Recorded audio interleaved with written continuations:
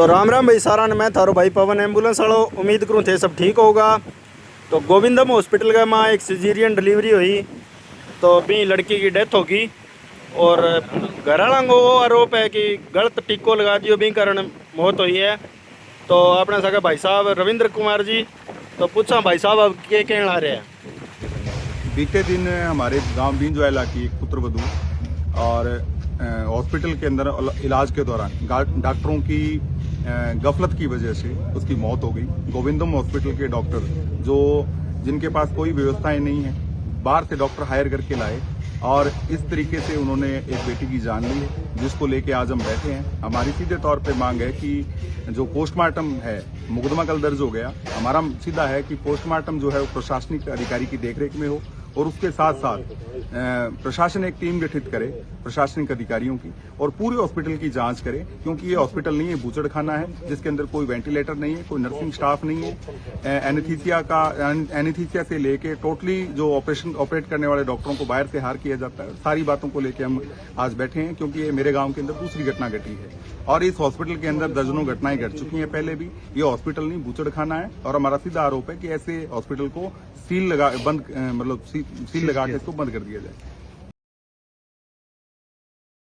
ये एक बड़ी हॉस्पिटल के अंदर बड़ी अनियमितताएं हैं।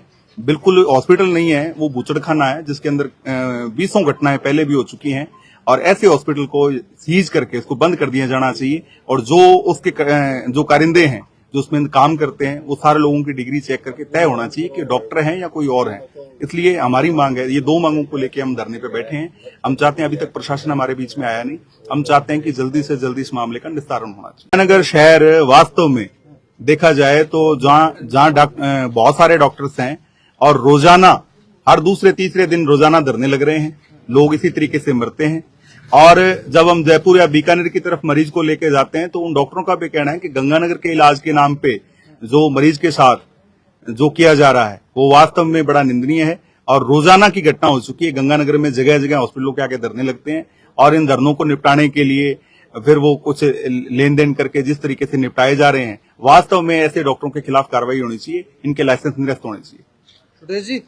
जो परिवार है उनका ये कहना है भी जो ये इंजेक्शन लगाया है उसकी वजह से मौत हुई है। तो पहली बात तो ये है भी ये सभी परिवार के सभी लोग ये चाहते हैं भी जो हॉस्पिटल है उसकी जांच की जाए, क्या उसके पास अथॉरिटी है, उसके पास डॉक्टर के पास डिग्री है, कौन डॉक्टर है, उसकी एक तो जांच की जाए। उसके पश्चात प्रशासनिक अधिकारी से सबका पोस्टमार्टम किया जाए और परिवार को, जैसे परिवार इतना बड़ा हो गया, घर ही इनका तो बंद हो गया, कोई मुआवजा भी दिया जाए। तो इस तरीके की मांगे हैं, इसलिए हम बैठे हैं, अधिकारी कोई आए। दिनों दिन ये घटनाएं बढ़ती जा रही है। हमारे गांव में एक महीने में ये 2 घटनाएं हो गई, ये दूसरी घटना है एक गांव में ही, तो जिले में तो पता नहीं कितनी हो रही है। तो इन पर रोक लगनी जरूरी है। हमारी तो कलेक्टर मैडम से भी यही अपील है कि वो इस पर संज्ञान ले और जो भी हॉस्पिटल वगैरह भी हो रही है उन पर इनकी जांच वगैरह कराए या कार्रवाई कराए। तो कलेक्टर मैडम से भी मांग है हमारी। धन्यवाद।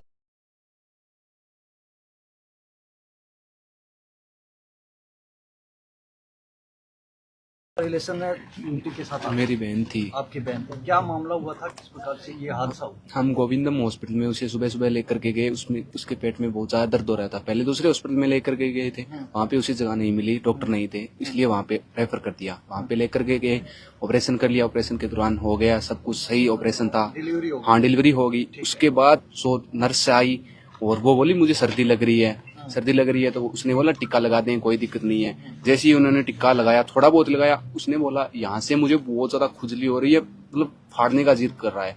फिर वो बोले कुछ नहीं होता, सभी के साथ होता है, ऐसा तो नॉर्मल है। तो बोले कुछ नहीं होता, ऐसे करके आधे से ज्यादा इतना ही बचा था, लास्ट में उतना इंजेक्शन लगा दिया। फिर मेरी मौसी जी भी साथ में थी, उन्होंने दूर कर दिया उस नर्स को, बोले क्या कर रही है, मर रही है, इसे दिख नहीं रहा है क्या तुझे? उन्होंने अलग किया, उन्होंने बाहर निकाल दिया मेरी मौसी जी को, बोले आपको कुछ पता ही नहीं है, आप हमें बीच में डिस्टर्ब मत कीजिए।